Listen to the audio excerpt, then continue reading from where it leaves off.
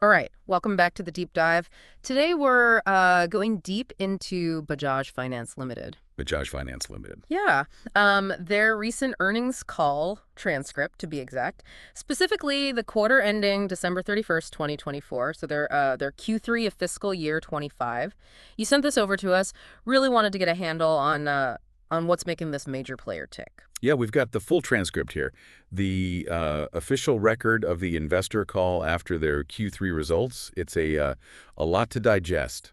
So our mission today is to boil it down to those golden nuggets, the real takeaways. Yeah, absolutely. Cut through the financial noise, zero in on what really counts. We'll be looking at their performance, obviously, any strategic moves they're making, and kind of reading the tea leaves, seeing what this tells us about where they're headed.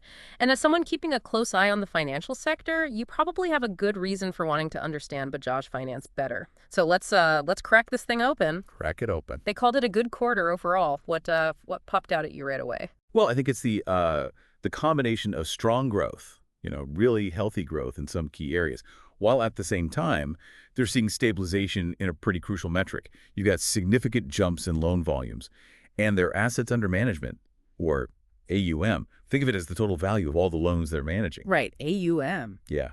They added over INR 24,000 crores to their AUM in just one quarter, their highest ever. That's a sure sign of a lot of activity. Things are moving.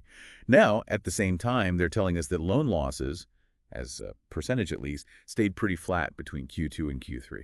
Right. So that stabilization in loan losses is definitely noteworthy, especially when you look at, the bigger economic picture. Yeah. Seems to back up their claim that profit growth is gaining some momentum. They also mentioned a steady return on assets, ROA, which is how well they're using their assets to actually make money. Right. And the number of new customers, I mean, they brought in 5 million new customers. That's huge. Yeah, that brings them really close to that 100 million customer mark, which is pretty remarkable. It is, yeah. And it really speaks to the growing power of their digital platforms. Their FinServe app is nearing 67 million users. Yeah. That's a serious digital footprint. It seems Right. like this momentum is really a major factor in their new strategic vision. They're calling it BFL 3.0.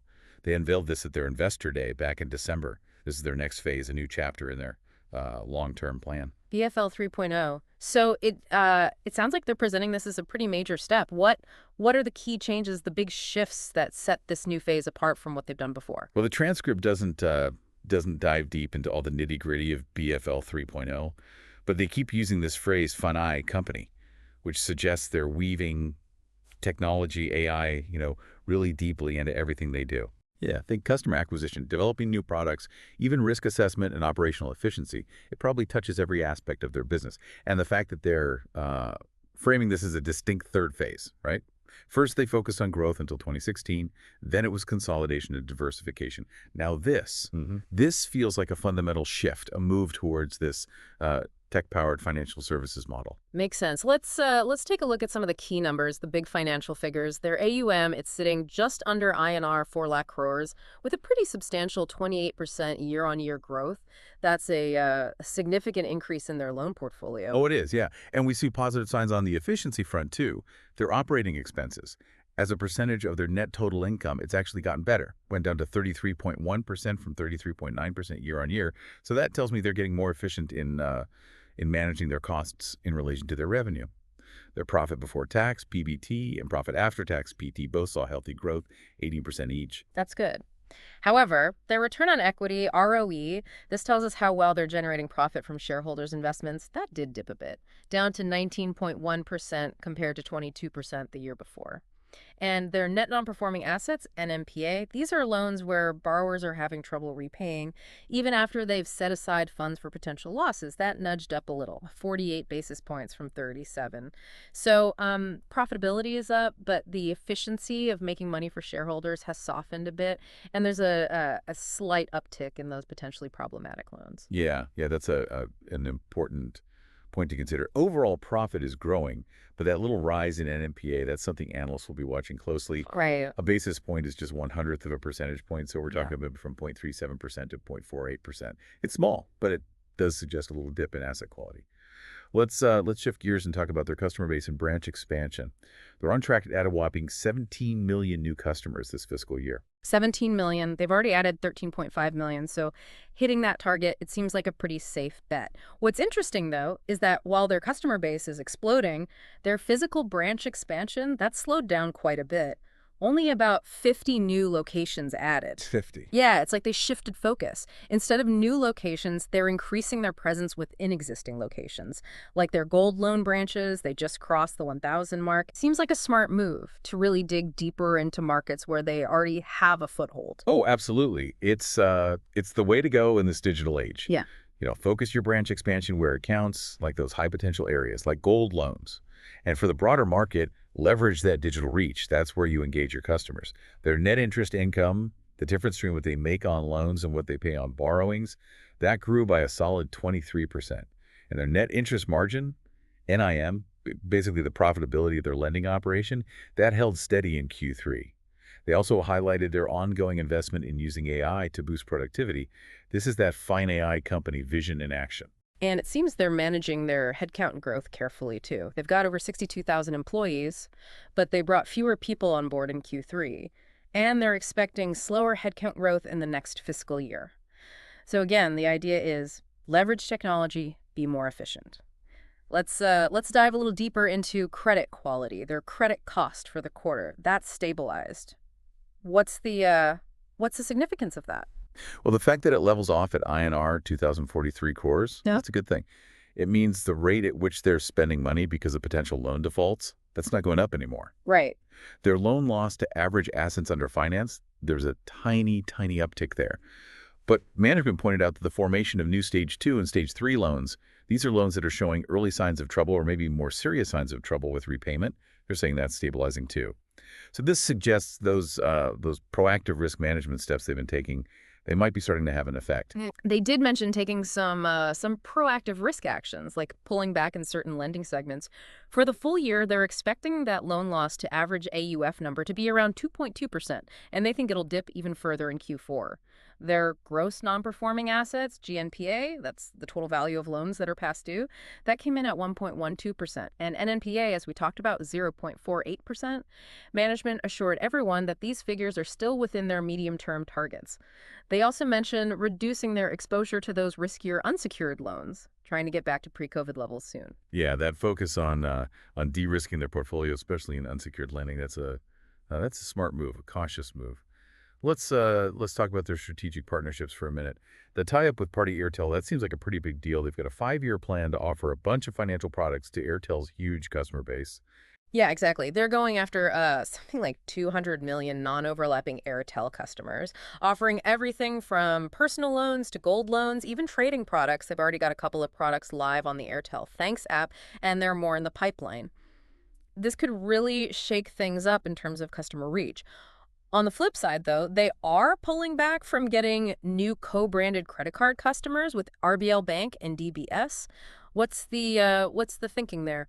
Well, it probably means they're rethinking their credit card strategy. Okay. Maybe they see more potential in focusing on their own lending products, or maybe exploring different partnerships, ones that give them more control or that fit better with their overall plan. It's worth noting that existing cardholders, they aren't affected. We also saw a change in the makeup of their loan portfolio, fewer two-wheeler and three-wheeler loans. Right. That's mainly because Bajaj Auto, they've got their own finance arm now, and this trend is expected to continue for a while. Now, management gave some interesting insights into their portfolio quality, classifying some segments as amber or yellow. What do those labels actually mean? Well, think of amber and yellow as internal flags, areas that need a closer look. The two-wheeler and three-wheeler portfolio, that's amber, even though it's shrinking. That tells me the loans that are left, they're showing higher stress levels. Business and professional loans and rural B2C, those are yellow. This indicates maybe some minor concerns, areas that need closer attention. Although the rural B2C segment, that is showing some signs of improvement. That kind of internal scrutiny, it seems pretty important for managing risk. Moving on to debt management, they mentioned learning from last year's higher credit costs, and they're using digital channels more and more for debt collection. They still have a big team working on this, but that digital push really points to a focus on efficiency. We also heard about some headwinds in their used car loan segment, especially in refinancing. Yep, they're seeing bigger losses in used car refinance, so they've cut back sharply in that area. The new car loan segment, that's still looking good. Their loan against property portfolio, that's marked as green, but they are facing some pricing pressure there. Gold loans, on the other hand, that's a major growth area. They've been rapidly expanding their dedicated branch network, focusing on those Tier 3 and Tier 4 cities where there's less competition. Less competition. Okay. Looking ahead to FY26, they're shooting for about 25% balance sheet growth, credit costs below 2%, and profit growth somewhere in the 22% to 23% range. Assuming the economic environment doesn't take a turn for the worse, of course. They also don't expect a big impact on their borrowing costs, and they're aiming to protect those lending margins. And there's that ongoing management transition plan we mentioned. Right. The fact that the current MD plans to stick around and help shape the strategy, of course, that's pending board approval, it does signal a desire for continuity in their long-term vision. As for becoming a bank, their stance is, for now, they're sticking with being a non-bank. That's based on the current regulatory environment. But their big, hairy, audacious goal, reaching 200 million customers, that remains unchanged, whether they become a bank or not. Dropping some of those co-branded cards, that will affect future fee income growth, but the Airtel partnership, that's got huge potential there. So, to wrap things up for you, Bajaj Finance, they've shown really strong growth, both in terms of getting new customers and the size of their loan book. Credit costs, they've stabilized, but they're still a key area to watch. Strategic partnerships, especially with Airtel, and their long-term vision, BFL 3.0, these are major factors shaping their future. They're walking a tightrope, trying to balance growth with managing risk and staying efficient in a very dynamic economy. Yeah, and what really jumps out at me, it's that ambition. They're laser focused on getting to 200 million customers. That goal, combined with their targeted expansion in areas like gold loans, in those underserved markets, it paints a picture of a company that's playing the long game. A very deliberate long-term growth strategy, no matter what their regulatory status is. So understanding all these different pieces, this gives you a much clearer view of where Bajaj Finance stands today and where they might be headed. It's valuable information for anyone who's keeping tabs on the Indian financial landscape. And that brings us to a question for you to think about. As Bajaj Finance goes further down this tech-driven path, this finite transformation, striving for even greater efficiency, how might the rapidly changing digital landscape in India, how might that reshape their approach to risk assessment and customer acquisition? And what kind of new opportunities might open up as they get more deeply integrated with platforms like Airtel? A lot to think about. Thanks for breaking it all down. Absolutely. Until next time, happy diving. Happy diving.